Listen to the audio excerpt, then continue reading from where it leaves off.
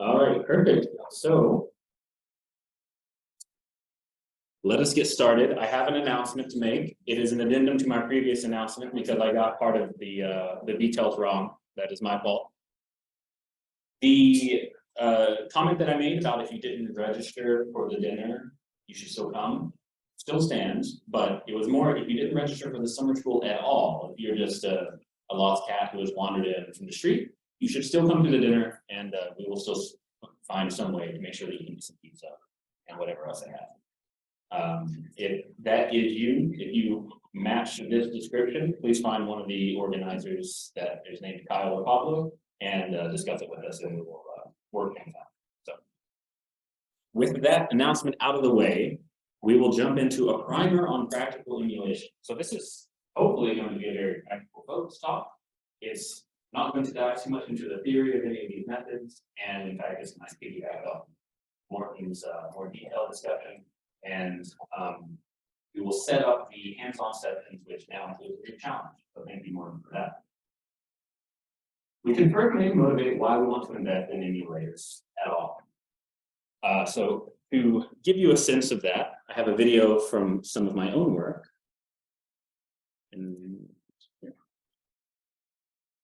So this is the kind of calculation I do quite often. I'm looking at the dynamics of nuclear systems, and this is a collision between two heavy nuclei.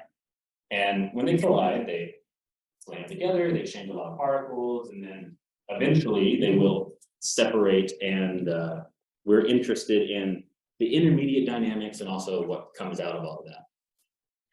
This particular calculation probably took on order of tens of hours, a few days, because it's a really long timescale calculation.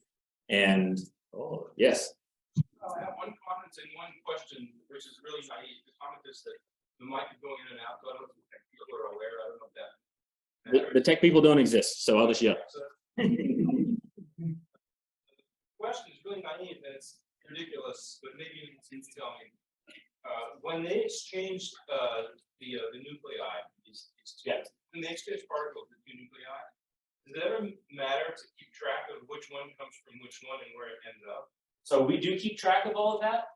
You shouldn't be thinking necessarily in terms of particles, because during one of these collisions, after they separate here, you might have a little bit of one state over here, a little bit of another state over there.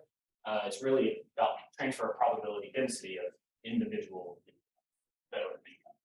Thank you. Is that good? Yeah. So since these are expensive calculations and they can take order of a few days whenever they last a long time like this, if we have a situation where maybe we want to explore the parameters of our model, which does impact the dynamics, or maybe it doesn't, we want to know, then as you start to vary things in your model or look at different systematics, you're going to have slightly different effects during the time evolution of these systems. So here I have one just shaking around. He's quite an interesting fellow, but this is just to represent maybe a lot of different systematic effects. But this problem gets even worse when we start to look at even more parameters. In this case, some are doing some suggestive dances and some are squished. Oh, I know what those are. The left one is like a classical electric guitar, and the one on the right is shoegaze. Exactly. Frederick gets it. Frederick finally, he's revealed the secrets. That was going to be a challenge, but well, whatever. But you see the problem. If each one of these takes a few days, we can, of course, just brute force this problem on a big cluster and get a lot of these different simulations. But if we're doing some sort of uncertainty quantification problem, where maybe we have in our calibration, there's some Markovian process involved that we can't really parallelize things super nicely, then we might be in trouble if we want to have a lot of samples, 1,000, 100,000, 1,000,000, whatever. I'm going to hide Pablo's face here. I don't think we need to see that. And now we have a problem that was one particular reaction at one particular energy, one particular configuration, et cetera, et cetera. And we also have a lot of different nuclei, turns out. This is part of what effort is all about, is uncovering new ones and seeing how they interact with each other. So we have to do it again and again, ad nauseum. I tried tried to make this look all 3D, but wow, that was tedious. So there you go. You get what you get. So the reason we want to invest in emulators is kind of twofold. One, we get big benefits from the systematics of things. So if we have to do thousands of calculations across the nuclear chart, we could parallelize it, but that's still going to be out of reach for a lot of groups. That's something that takes computer time. It's expensive in energy as well for the poor graduate students and postdocs leading these charges. And if we get into the calibration business for our dynamic nuclear models, it's quite the challenge. So this is why, especially for these dynamical problems, emulators are going to be key to enable large-scale calculations and Bayesian calibration. But even for things that take 30 minutes or things that take 1 minute, if you want 1 million samples, well, that starts to add up. It starts to be quite expensive. So what's on the market when it comes to emulation? There's a lot. We've heard people kind of mention a few things throughout the summer school so far. Morton mentioned a few things as well. And I'm going to classify things into these 2 boxes. And I've seen other people do it, so it's not just some pathological thing that Kyle does. And that's in terms of data-driven emulators, which are more non-intrusive. So this is something, if you want to think in the simplest possible, you're mapping input to output. These are your neural networks, your Gaussian processes, and some more advanced dimensionality reduction techniques like dynamic mode decomposition, which learns underlying dynamics. It's the same kind of deal though. You give it some input, maybe it's a parametric problem that you're interested in, and then you map to the output. Say your binding energies or your fusion cross sections or the entire time-dependent field at different snapshots. Then we have model-driven emulators, which are more intrusive. This is going to be the main bulk of Edgar's talk. He's going to talk about the reduced basis method and some associated techniques, and I will just hint at some packages that allow these sorts of things. But these require you to get your hands in and dirty. You have to dig into your underlying problem, with the benefit that oftentimes your performance, if we're looking at just emulation accuracy, is going to be a lot better than a non-intrusive method. Maybe the results are more interpretable because you're still solving the underlying problem in a way. But it does require a lot more theoretical development, more upfront cost, which should not be neglected. If it takes you a year to develop your emulator, you could have just reinforced it. Reevaluate your life choices.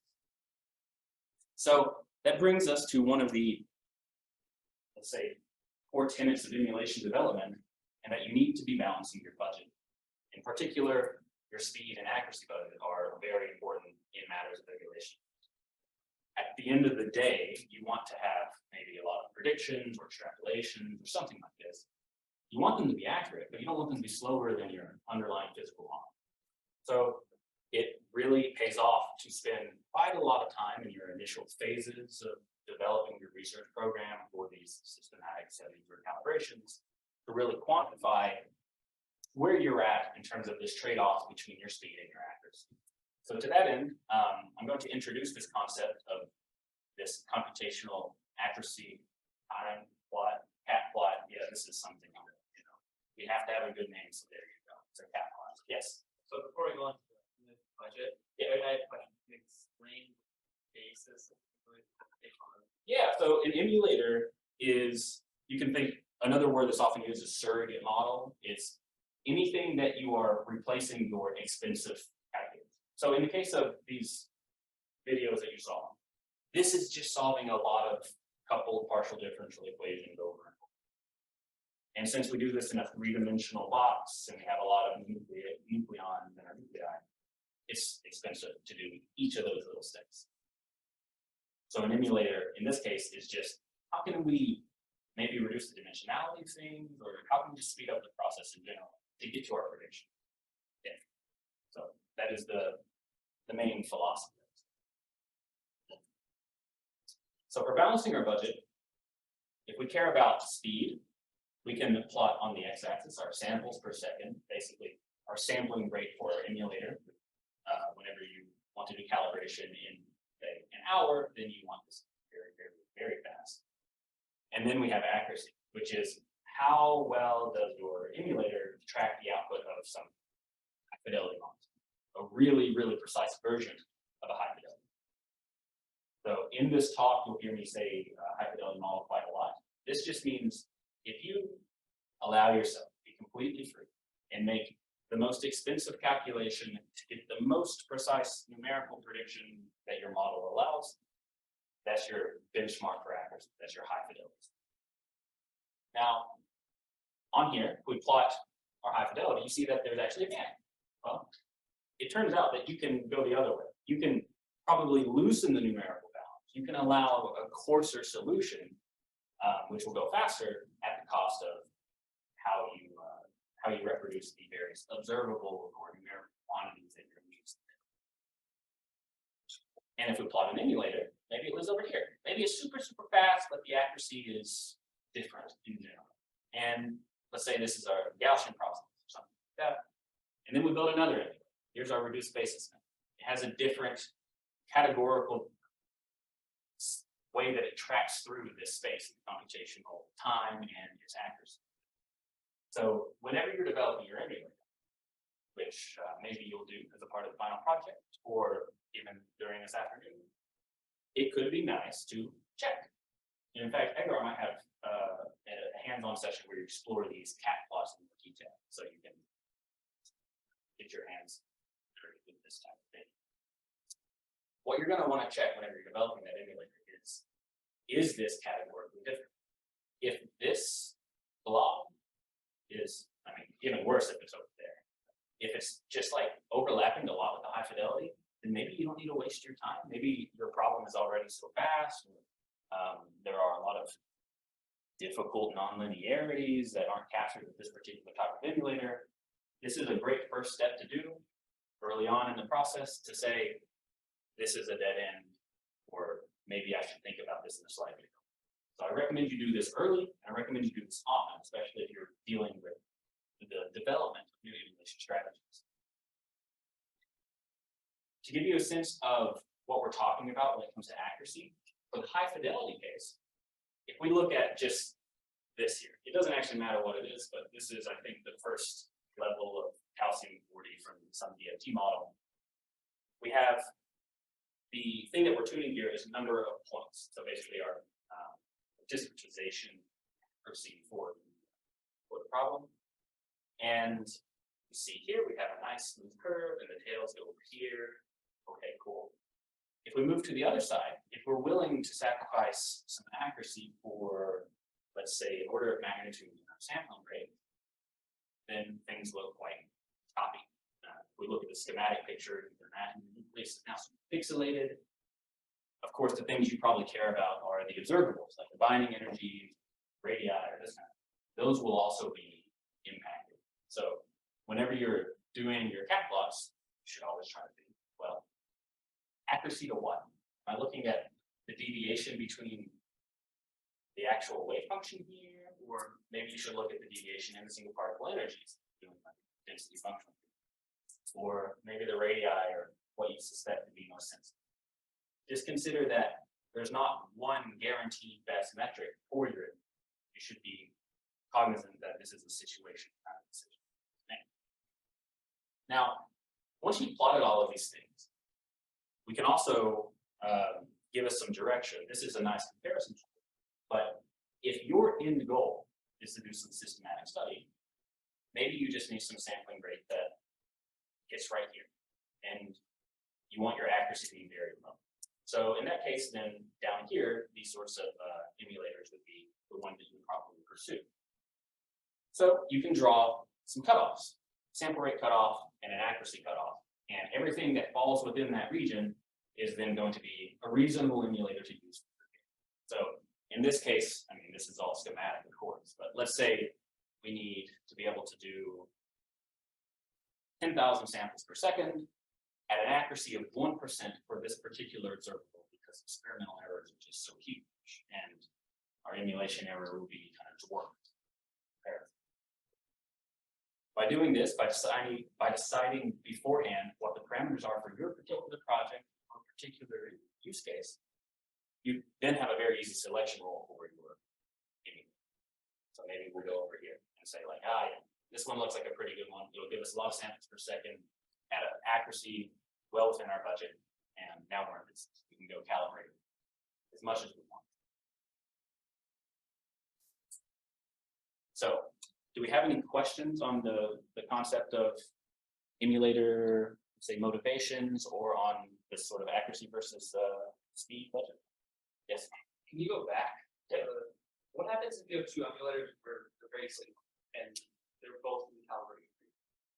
So if they're like right on top of each other, if the ovals are pretty much the same, then you flip a coin. It doesn't really matter. If one's easier to work with, for instance, if these two were right on top of each other, both in the calibration region, both containing each other, and one of them just requires you to do some large-scale fit to a bunch of data, and the other requires about 6 months of time to really tune it and develop it, then I would go with the one that takes less in the training phase, let's call it, in the development phase. Yeah. Yes. Yeah, that kind of like gets at the question, but there almost should be a third axis on this. How much time it takes to actually implement for a practical problem. Yeah. Do you have any thoughts on comparing different emulators and should so much time on that? Yeah. axis? Yeah. So there's a concept of an online phase and an offline phase in emulator development, and you can shove all of that stuff that happens before the calibration into the offline phase if you like. We haven't really talked too much about the development of the emulator itself, just we usually talk about just the training of that emulator, but that's totally something that should be considered. I'm not going to call it the name, but internally we refer to it as a dog plot, which is the degree of something. Yeah, we can't look at the person who developed this, but it's it's basically to say, okay, let's actually consider that offline phase too, and that's something that could be rolled into it. If you're starting from scratch, for instance, and you think it's going to be a hard problem, you should consider it. Yes. So you're saying that you need to take into account how difficult it is to implement the emulator, but how do you get these plots without first building? Well, you have to implement. I mean, that's the thing. Like, So you wouldn't know until you've already taken the time to. not necessarily. So, like, if you have a very similar problem, for instance, like if implementing, let's say for these collisions, if I do it for this particular video, for this particular system and everything, I can already start looking at the cat plot. I can look at how long it took to build this and everything. And then I can look at the entire framework of development of the simulator. And if it's easily transferable to other nuclei, then that's fine. There's probably no problem. But if it requires, let's say, training a whole new set of emulators to capture the intricate dynamics of a particular system, or maybe for a deformed system or something like this, you still might have some sense of it. But you're right. If you've never done any of it and you're starting from a blank page, then you do have to do the payments once, right? To see what it goes into, what it takes. Yes. A lot of times when you're trying to put the points in the catalog, you have two different type parameters of the emulation, like how much fidelity you use for it. If you have multiple level systems or equations that are multiple different coupled equations of different functions, just selecting the degree of emulation of each particular component can become a combinatorially hard problem to solve. So if you just try things and you see that this is a promising idea, then you can say, okay, maybe it's worth investing a little more time in this and optimize like the exact emulation selection. But if you from the get-go see, oh yeah, it's actually not a good trade-off, we can say discard this, go find the next emulation. So you don't have to try all the way, you don't have to develop it all the way to start using this for your selection. So yeah. I feel like with some example we will be very clear by how I practice and see how I can work some stuff without going all the way from the I hope to provide some examples later. Right. Yes. I have a question about the x-axis and the y-axis of the project. The more the samples, the more the accuracy. What I The x-axis is increasing. Yeah, this goes faster, so it's inverse. I should put like a big number in, this is this is a really low sample rate. This is a very high sample. Yeah, you want to sample as many times per second as possible. You could also consider just like, how long does it take to get one sample? Then it's in the traditional. Milliseconds, hours. Further things? No. All right, great. And of course, during the hands-on session, we bombard all of us with questions. So I would like to make one remark whenever it comes to your emulator development phase, when you're constructing your various emulators, be them data-driven or model-driven, doesn't really matter. You should be pretty careful, and this is something that Pablo brought up and wanted me to highlight in more detail during my talk, about the importance of investigating how well you can actually extract it. So one really powerful way to do this is through some mock data analysis. So just as an example, let's say we want to extrapolate to beyond our training set for, in this case, some neural network that learns the binding energies. And we see that our error is really not that bad, maybe across the entire chart for the absolute binding energy. So if we're brave, we just jump to calculating everything over here and trying to find some new magic numbers and draw some really dicey conclusions that will get a lot of press and then we're famous and everything's great. But that might not be great. Like, we don't know necessarily that this simple neural network or whatever technology we're using is going to be applicable in its way. So mock data analysis is a good thing to leverage to check how well you extrapolate, even within data set that you have. You can totally just make up new data. You can take pictures of clouds and put people in jail if you want, but I think we can be a little nicer overall and just say, well, when you're training your emulator, you can take some subset of your data. So in this case, if we're looking at binding energies, we've restricted our training set down here to just be something kind of around stable nuclei. And then now our test set are the more exotic nuclei that are at the edges. And if we do the same procedure, we take our neural network and we learn how this binding energy behaves with number of protons and number of neutrons, and plot the error, this time in 3D. So it's going to look a little messy, but don't worry, figure it out. Then now you get this yellow plane. So this is your performance on your test set across the yellow surface, I should say, your performance on your test set across all the nuclei. And you see it's really spiky, and even within this region here, it's not so great, but especially on the outside, things are really blowing up. And in fact, if you take the overall performance of this emulator for your extrapolated region and compare it to literally just fitting and plane, this blue thing here, the plane does better. The plane is actually better than this model. I don't know the name of it, but so what I'm saying is you should always fit a plane to your data, and you'll get most of the way there.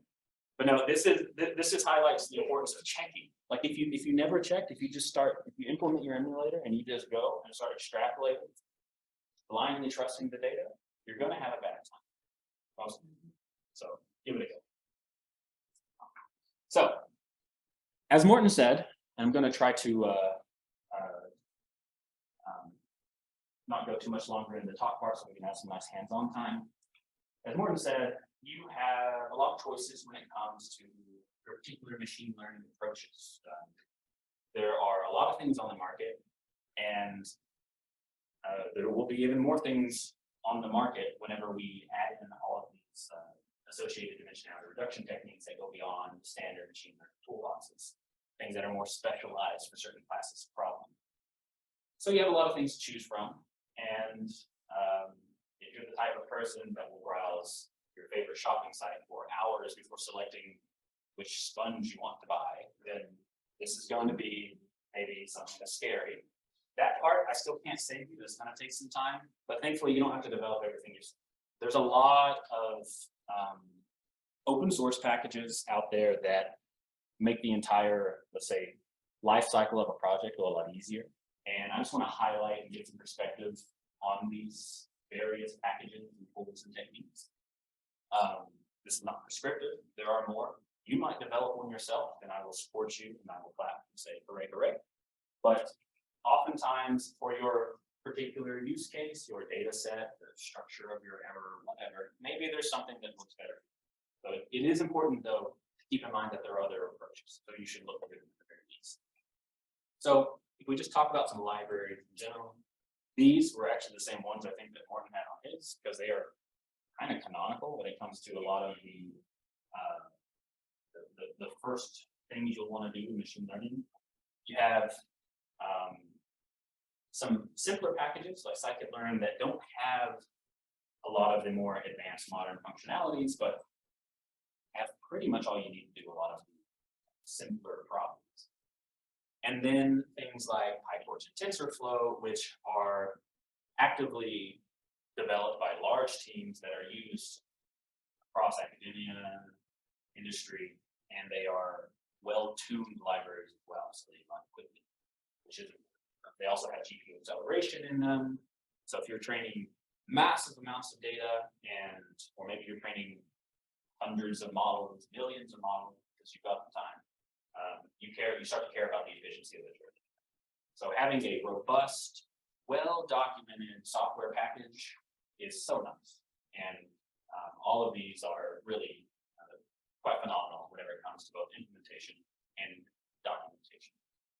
But they're not the only shows in town. They're the ones I'm going to recommend you use, because Morton's example we use scikit-learn and Kyle's example with Scaros. But you can't even read this because I couldn't take a screenshot with enough accuracy to be legible. But there are a lot of deep learning software, machine learning software out there on the market, and they all have different functionalities that might be interesting to you, might not be interesting to someone else. You need to figure out what you need. So the design phase is actually quite important. There are a lot of packages for Gaussian process focused things too. So we will have some Gaussian process business happening in the afternoon session that Raul Fernando will be talking about. And I'm not going to recommend you go and really figure out which one to use for a hands-on session. You can just use the simplest one. But there are a lot of them. So if this is your main bread and butter, this is the main thing that you do, then you may want to consider something that's more tailored to the problem. And since we will have some discussion, of course, we'll have some hands-on sessions and some things that use Gaussian processes, I just want to give you a very brief feeler of what a Gaussian process is. I put this in kind of last minute, so this is the best place, I guess. Essentially, there's a lot of text on the slide. The second point is that Gaussian processes, you can think of it as giving you a distribution over function. So we have some better experts on GPs in the room. So if you have very detailed questions, they're ready to be asked in. But essentially, what you get whenever you train the Gaussian process, you have, for a series of points in your domain, you have a mean and you have a variance. And once you have your mean and your variance, you've defined your Gaussian processes. So in particular, whenever you sample from this Gaussian process, you get a value at the point x for the mean, the expected value of the function at that point, and then you have some correlation between those. So what that looks like in practice, you have some correlation links between different points in x, and thank you for this slide. You sent it about 30 minutes ago or something. And then you also have some standard deviation for the time. So what happens, like, okay, this is cool. What happens whenever you take this Gaussian process and you say sample from it? You get a bunch of curves that generally fall kind of within, this band that's drawn globally for things, but each individual draw from this might have some interesting structure. And you have the mean here, how that behaves over our domain in X, and also the covariance, or in this case, the diagonal, also varies. Those are just showcasing what happens if you change the mean. And what happens if you change A? So the first you change these, the second one you change A, make it on B. So, if, like I said, if you want more in-depth discussion of this, then now would be a good time to ask a question about it. And if we need a more in-depth discussion for your experimental talk, that go? Good enough. All right. We'll on-the-job training will get us there. So, I do want to also highlight another class of software packages that are not the traditional broadly applicable machine learning approaches, and that's in the realm of dimensionality reduction. So I don't know, I've not seen Agar's talk. I like to, I like surprises in life, but I know he's going to talk about reduced basis methods and kind of briefly highlight some of these other dimensionality reduction approaches. But the point of the slide is just to show that while, especially in nuclear physics, we're doing a lot of bespoke emulators, these very finely tuned things that work very well for our particular problems, there are software packages for that too. Just like there's a tensor. You have lib wrong, and maybe that's good for your particular problem. You just need to go read the documentation and see if you can uncover this applied mathematics language and apply it directly to the problem. And this includes both things like in the model order reduction camp. So this is things that are more on the reduced basis method side, for instance, but also the data-driven things like dynamic mode decomposition, neural implicit flow, as well as things that I like to call model discovery type tool, like this sparse identification, which hopefully I'll mention in some. Now, the last thing that I want to talk about is infrastructure, and this is the final note that I want to give before we go in session. And it's me standing here encouraging you to consider doing anything related to machine learning, training, development, whatever, in a principled way is one thing you could say. In a repeatable way is another thing you could say. We often talk about the reproducibility crises across various fields of science. And I know that I have a reproducibility crisis in my own computer whenever I am trying a ton of different network architectures. I'm training this, I'm training that. And depending on the day of the week, maybe I get better performance, maybe I don't. It's really important. Once you find something that works, you make sure that it's repeatable and it's understandable for other people. And I would also like to encourage you to make it source and something that other people can use. If that's a bridge too far for you, then whatever, that's fine. And the large class of this sort of discussion is called, often called MLOps, machine learning operations, taken from developer operation in industry. And the main idea is basically being really quite intentional whenever you have your design phase, developing your model and actually doing the operations.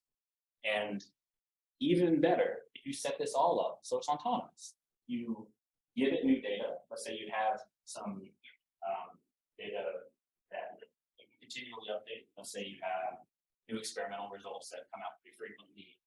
You feed it into your model. It runs a retraining of whatever particular model you have. It tags that model, saves it with metadata. This is very important so you know actually what was fed into it. And then you deploy that model. Let's say you have a web application that you provide a service to the community that gives you predictions of the stock market based on a picture of a cloud. Well, that probably takes a neural network to do something in the background. As you get more data on the stock market and on what clouds look like, then you want to continuously deploy this machine learning model. This might be overkill for your little boring project that we're doing today. It definitely is. But if you want to turn this into a serious project, then just keep these things in mind and take at least some small subset of the philosophy behind ensuring that these machine learning approaches are understandable and repeatable at a very. So let's get into challenges. If And unless we have any questions over the second half, yes, Pablo? I have a comment that now I don't have the camera.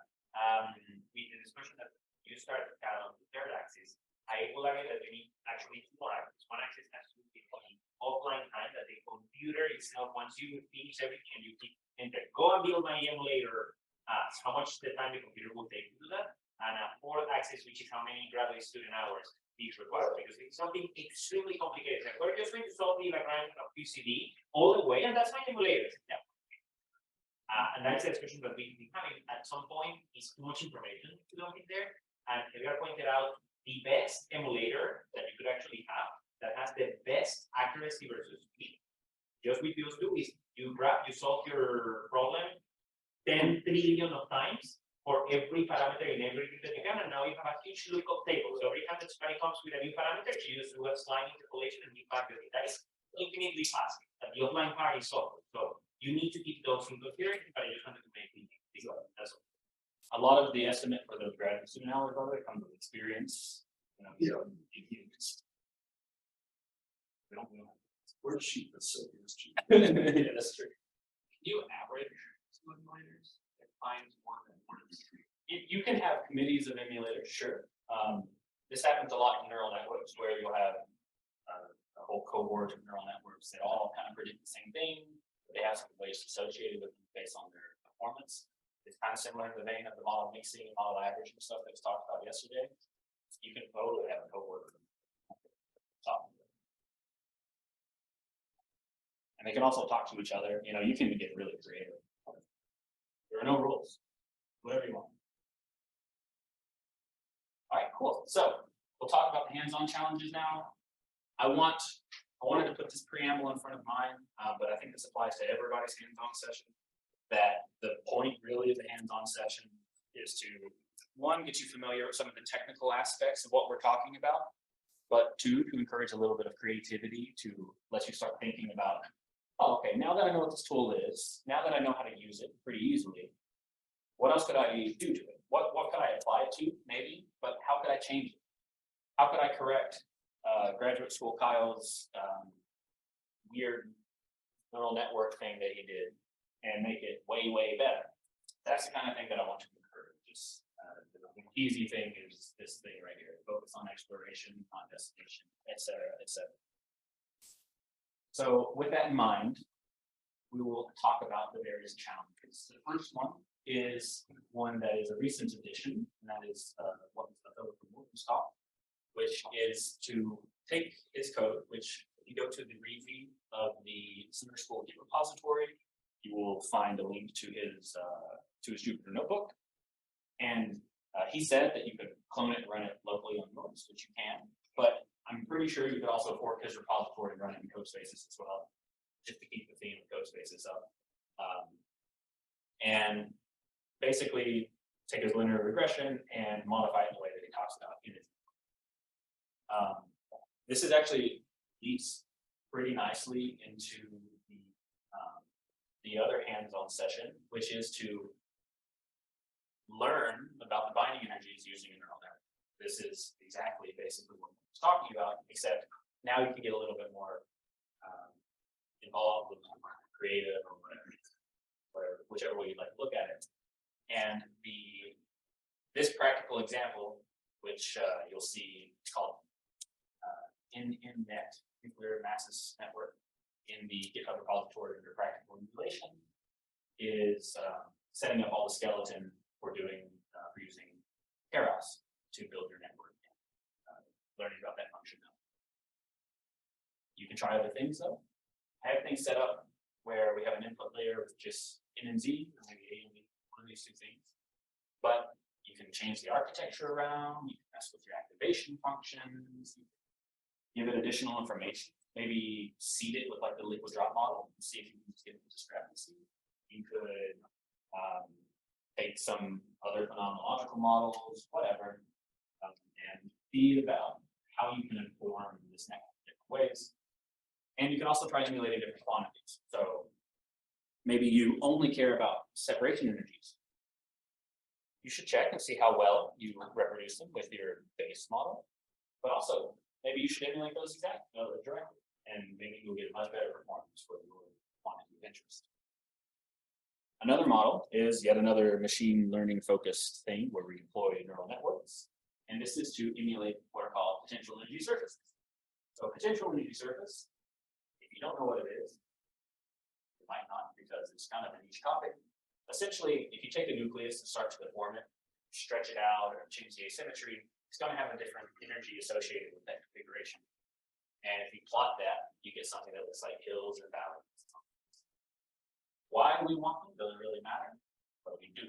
So we're looking for good emulators, and Daniel here in front, yes, wait, thank you. He is developing a more advanced version of this type of thing. This is just sort of the simplest thing you can imagine, where you feed in your nucleus and a point on this surface, and you predict. Same thing goes for the creativity. If you come up with some cool ways that get your error down and it's like perfect across the entire test set or something like this, I'm sure Daniel would love to hear about it. If you can do it with something else called the inertia, I'd be more impressed. That's true. Yeah, we don't have inertia. Basically just random noise. If you can emulate random noise perfect, then it's very good. And then finally, I have a challenge from Pablo that uses Gaussian processes to take some data here. I have a little story because I want to make it more exciting, say strong also. We just have some data, some observational data of the position of a ball in that we know is somewhere in the heavenly body in our phone, but we don't know exactly where. All we have is this. So we want to uncover things like the drag coefficient. We want to uncover gravity and see if we can pinpoint where in the solar system this experiment was done. This could help us find some actually intelligent life out there in the solar system. It would be nice. We're lacking in that planet. And this will be the only one that is officially using some Gaussian processes, besides maybe some of the stuff in Morton's talk. But you can, of course, also apply the same technology to the masses. You can go train a Gaussian process and use it to predict the nuclear binding energy stuff. It's really up to you. I want it to be super open-ended, and you shouldn't feel pigeonholed in only one technology for one challenge. So with that, we will move into the hands-on sessions. But before we actually do this, I want to make a remark on the GitHub repository and on the code spaces, because we had some hiccups yesterday. And the first thing to note is in your fork is probably out of date with the upstream repository, the repository that we've been adding things to last night and maybe this morning. So on your GitHub page, you'll see a button that says sync fork. We talked about that. I recommend you push that, like sync your fork. But if you have changes that you've made in your code space that you want to save, be sure to commit those changes. And if you're not familiar with Git, you can ask me, but it's pretty simple to do it from the VS Code interface. You just go to the little thing that looks like a couple lines and some dots that's showing the branching of Git. And you can just add all the things that you've changed and then commit them to your repository. That will make it so you don't lose your wonderful work. Then once you do that, you can sync your fork, rebuild a new code space, and you'll be good to go. So let's go.